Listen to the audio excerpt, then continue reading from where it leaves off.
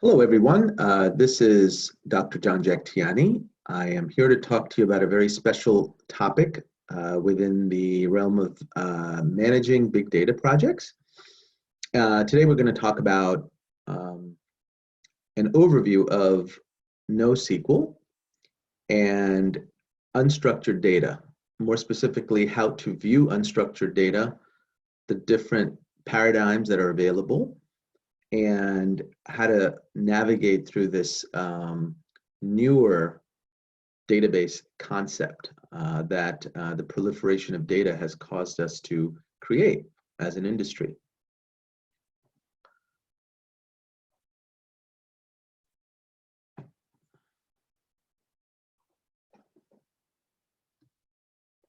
So let's discuss what we mean by unstructured data, first and foremost. Many of you who've taken a standard database class or have worked with databases for years gone by have most likely worked with structured data or relational database. That is the most common type of database that we tend to use. And we use that largely for transactional and operational applications, as well as, of course, many other personal and business applications. But a lot of our data that we get these days, especially with social media, audio, video, as well as emails, the proliferation of text messaging, etc., has caused data to be rather unstructured or uncategorized.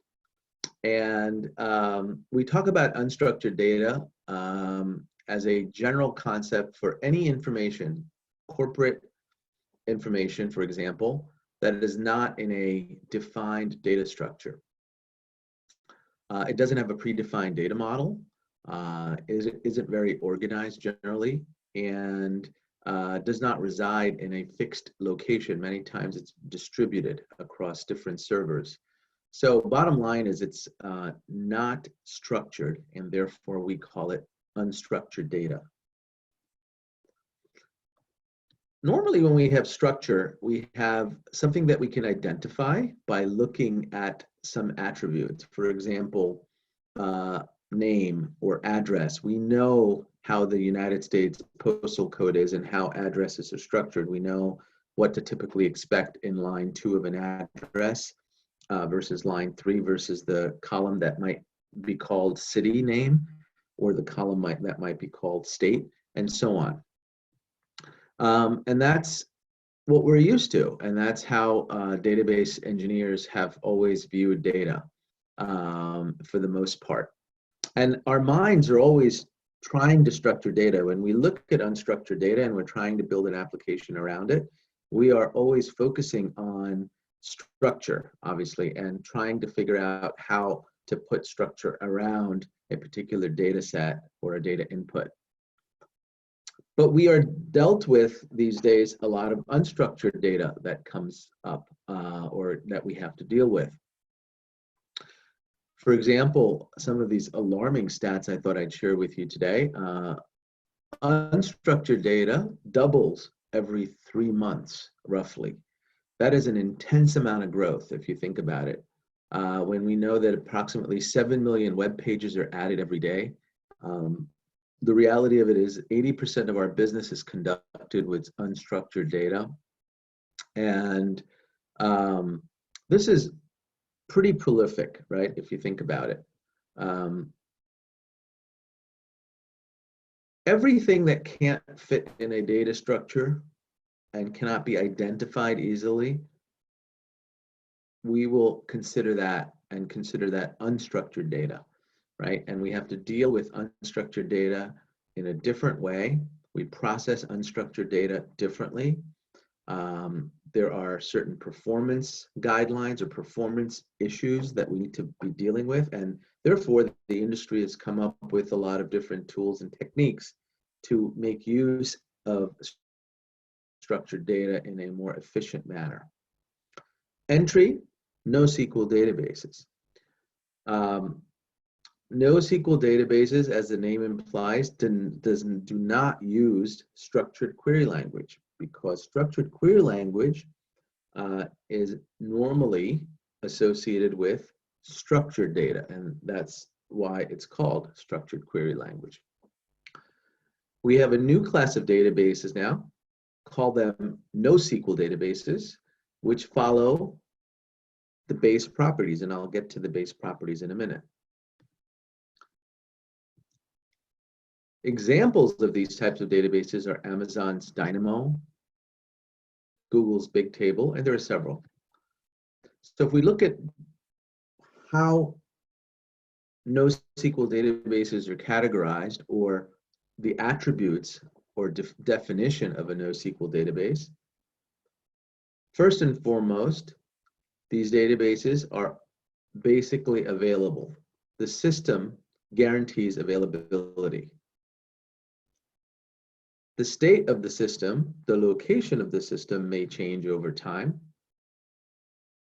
but the reality of it is we will have processes in place to achieve consistency in the data, in the storage of the data, in the access of the data, etc.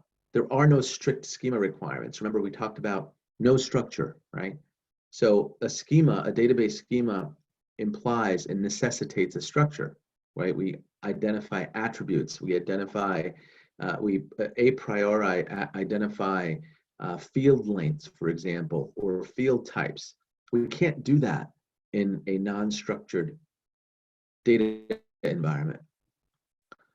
So some of the rules that we follow for SQL, or rather structured databases, do not apply, right? Let's look at different types of NoSQL databases. First and foremost, we have a NoSQL database type of document store.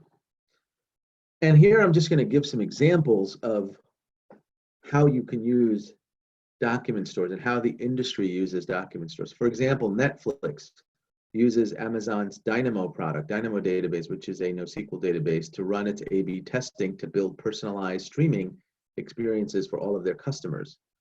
Just imagine how fast Netflix is able to give us our recommendations, their recommendations for the movies we might like to watch, and how fast they can stream those things across various population groups, right? They use Amazon extensively. They have over 100,000 databases, unique databases, to fulfill their user requirements, right? Both internal requirements as well as external requirements. We also have graph databases that are used heavily in social media analysis, right? And social media data gathering and data capture. Then we also have key value stores, and we have columnar databases. We'll briefly talk about each one. I just mentioned document store here, but we want to give you a little bit of a primer to some of these in this session. And in future sessions, we can talk more about it in detail. There's certainly lots of information available for self-study as well as skill development in some of these areas. Documents are stored in standard format, right? We have JSON encoding or PDF. These are the popular types. We have large objects called blobs, binary large objects. These documents can also be indexed. The indexing provides superior performance compared to non-indexed document stores. An example such as CouchDB or MongoDB can be used in conjunction with MapReduce and Hadoop. So these are industrial strength databases offered by many vendors, lots of open source solutions, and they can help put together structure essentially on and over non-structured database environments, right?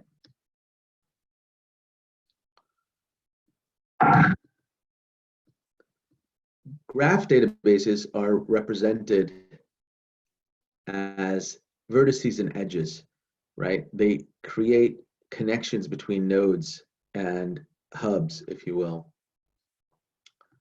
And they're very powerful because they look for the shortest path. If anybody's taken some of my project management classes, you would have learned CPM and PERT analysis. Certainly I'd encourage you to look at that. PERT and CPM revolve around finding shortest path and the common networking concept. Graph databases are built similarly. Instead of storing standard indices, they will store information about traversing different sets of information to get to the final outcome that the user might be looking for in their application by navigating through the shortest path. So it's kind of like an index, but not quite. It stores addressing or sequencing of paths to get to the answer quickly, right? If we look at key value stores briefly, they are used for complex value mapping. They use hash tables, and they support the CRUD model that we have generally in the structured database. So they're really good for creating, updating, and accessing and reading operations to the data, right? That might be unstructured. Typically, a lot of unstructured data isn't, it's most of the applications revolve around read-only or analysis, but many times you'd want to use CRUD, or you need to use some more operational features, and key value stores provide that facility in the easiest way compared to the other three types of NoSQL databases that we're discussing today. But it doesn't have the joining capability, right? It's still unstructured. So joins imply structure, and aggregating data also implies that you have an underlying structure. But remember, key value stores are still unstructured data. They provide very loose structuring, if you will, in order to be able to complete these CRUD operations. Of course, many vendors, including Amazon and others, provide solutions in their AWS model to be able to access this type of functionality, database functionality, right? Finally, there are columnar databases. Columnar databases are hybrids. They provide some benefits of relational database models and some benefits of unstructured, specifically key value stores that we just got finished discussing. Values are stored in groups, and they are somewhat related or relatable to each other. Still not a join per se, but we have an ability to group by matching keys. For example, you can see in record 1, we can see that there's information about Alice, Bob, and Carol, and we're able to group that in a column and try to attribute some of those family values or other values to specific groups.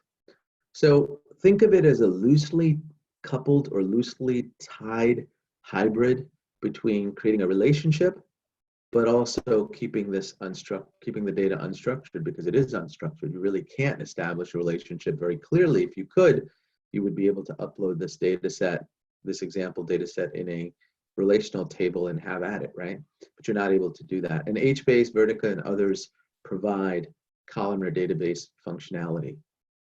So the purpose of this short video, was to provide an overview of NoSQL databases. Very powerful, relatively newer database technology that has existed for quite a few years now, but certainly much newer than the relationship data models that we were used to for last 50, 60 years. And I encourage all of my students to and viewers to research and study NoSQL databases further, especially if you're trying to do analytics around social media and audio video content and accessing streaming services, etc. These lend themselves really well to unstructured data analysis or access, and these are extremely powerful tools and structures that allow that. So thank you for listening, and we'll see you on the next video.